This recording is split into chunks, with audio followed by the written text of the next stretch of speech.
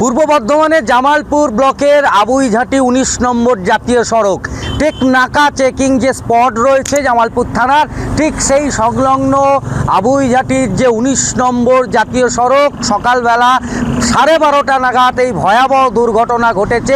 এমনটাই কিন্তু সূত্র মারফত এই খবর আসছে যে আবুইঝাটির যে ১৯ নম্বর জাতীয় সড়ক রয়েছে সেই ১৯ নম্বর জাতীয় সড়কেরই কর্মরত অবস্থায় দুজন কাজ করছিলেন, যেটা জেব্রা ক্রসিং বা 6 লেনের যে চিহ্নিতকরণ হয় সেই রোড সেফটির কাজেই কিন্তু তারা ব্যস্ত ছিলেন এবং অপর দিক থেকে একটি গাড়ি প্রাইভেট কার এসে তাদেরকে সজোরে ধাক্কা মারে এবং আশঙ্কাজনক অবস্থায় তাদেরকে হাসপাতালে নিয়ে যাওয়া হয়।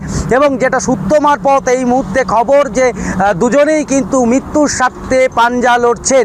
দুজনেই কিন্তু যেটা সূত্র মারফত খবর আসছে যে একজনের নাম হচ্ছে কালীপদ রায় আর একজনের নাম হচ্ছে দিলীপ রয়। এরা প্রত্যেকেই ঝাড়গ্রামের বাসিন্দা এবং তারা যে সময় কাজ করছিলেন 12:30 নাগাদ এই রোড সেফটি যে কাজ সাদা রং করছিলেন, সেই রং করা চলাকালীনই কিন্তু একটি প্রাইভেট কার অপোজিট সাইড থেকে এসে তাদেরকে সজোরে ধাক্কা মারে।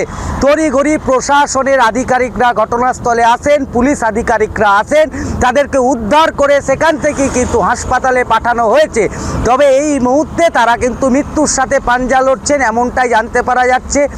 হাইওয়ের সামনে কিন্তু ছড়িয়ে ছিটিয়ে রয়েছে বিভিন্ন যে পার্টস গাড়ি, সেগুলি যেমন রয়েছে ঠিক রক্ত পড়ে রয়েছে এবং তার সাথে সাথে তাদের জুতো পড়ে রয়েছে।